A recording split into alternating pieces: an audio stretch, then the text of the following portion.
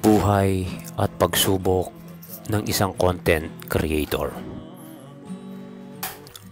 Ang buhay ng isang content creator ay puno ng pagsubok. Ngunit sa bawat pagkatalo, may pagkakataon para sa pag-usbong.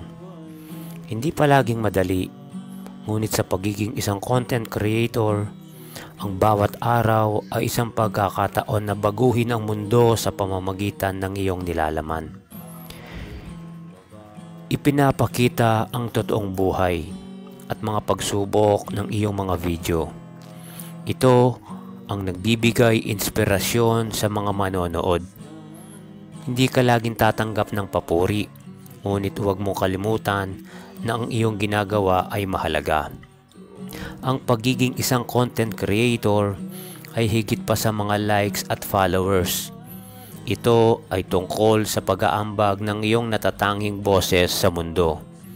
Habang pinagmamasdan mo ang iyong mga video, tandaan na ang pag-usbong ay nagmumula sa mga pagsubok.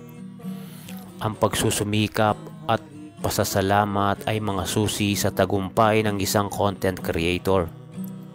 Sa bawat negatibong komento, may daan para sa pagpapabuti at paglago. Hindi mahalaga kung gaano kakaliit o kalaki sa platform, basta't nagsisikap ka at nagmamahal sa iyong ginagawa. Sa gitna ng mga pagsubok, ang iyong pagmamahal sa paglikha ng nilalaman ang magbibigay lakas sa iyo.